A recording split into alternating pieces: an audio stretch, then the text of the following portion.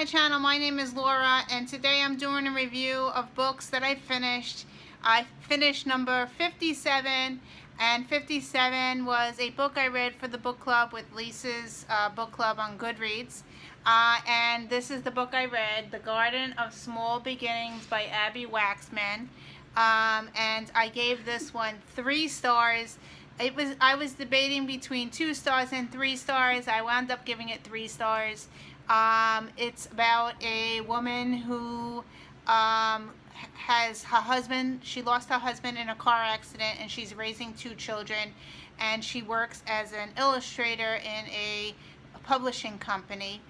And her boss tells her that she has to go to a gardening club to learn how to do gardening. I did not like the gardening parts in this book. I actually got to each chapter, there's a little gardening thing, and it was bringing me in and out of the story, which I didn't think was necessary. It's like these little strange things between every chapter.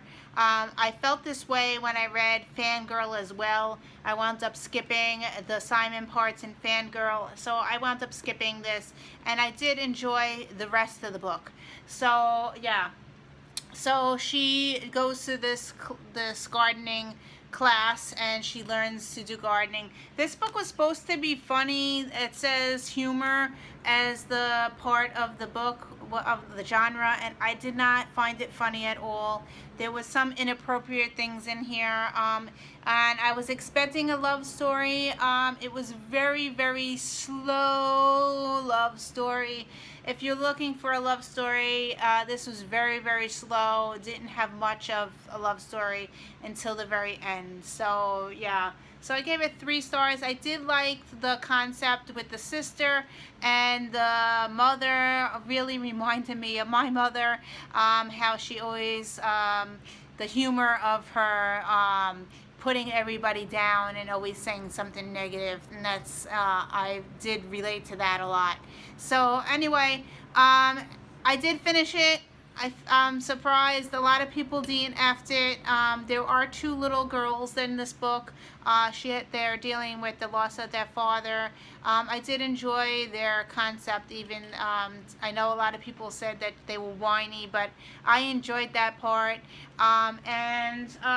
That's it. So I gave it 3 stars. So that's this one. I finished number 58. This book I picked for my week 46 around the year in 52 books. This is a time travel book. I picked a middle grade book that I had on my shelf for a long time. Actually, my kids had the book. And the book that I picked was When You Reach Me, and this is by Rebecca Steed. Now, I had no idea going into this book that it was time travel. So yeah, so I was reading it more like a realistic fiction, and I really enjoyed the realistic fiction part of it. It has a mystery in here, but I finished this book, and I said to my kids, you ever read a book that you don't know how to rate it, and you just feel confused after reading it? Well, this is the book. Okay, I did finish it. I gave it 3 stars. Everybody's giving it 5 stars. I just read everybody's reviews and stuff, and I'm like, what? So anyway, I gave it 3 stars. I'm still confused about this. I did like the regular premise as a realistic fiction mystery type book, but as far as the time travel, I think it really lapsed on that. So yeah, or I just didn't understand it. So yeah, so that's this book, and I'm probably gonna give this book away. I finished book number 59. Sorry, I have to wear my glasses. I have a really bad allergy. My eye is swollen up. So my right eye, this eye is swollen. I look like a monster, I would say. It's really swollen, so I'm going to wear my glasses for this review. I finished my audiobook. I finished Guilty Pleasures by Laurel K. Hamilton. It is book 1 of a series. When I went into this book, I had no idea that it was a huge undertaking. Yes, I did not know that there was 25 books involved in this. Anyway, I got the book free from my library, and I listened to it on audio. The audio book was amazing. It's about vampires, adult vampires. I was expecting more guilty pleasures, so there was not much guilty pleasures in here, even though the title was Guilty Pleasures. Guilty Pleasures is a bar or a club that the vampires belong to, and I thought that was interesting.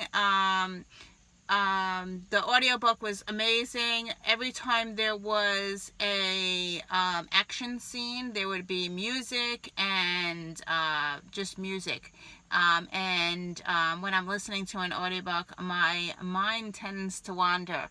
So I wandered whenever I wandered was when I was bored, and but then I would hear the audio, I would hear the music, and it would bring me right back into the story. So I did give this 3 stars because of that, because there was a lot of downtime, but I really enjoyed what I listened to. The main character is a woman. She is a vampire slayer, so she kills vampires. There's a lot of action. It was very gory at some points, and there was a little bit, just a little bit of romance. Not too much, not sexual, not erotica, just a little bit of romance in there. I heard that the series does go into erotica as it moves on, but this first book was very mild. I don't know if I'm going to continue 25 books, but we'll see. I did enjoy the character. I really like to see where it's going to go from here. So yeah, so I gave that's book number 59. And yeah, so thank you for watching, and I will see you in another video. And pray for me that this stupid eye goes down, because I start school in 2 days and I do not want to go to school like this. So I might have to wear my sunglasses at school. So thank you for watching, and I will see you in another video. Bye.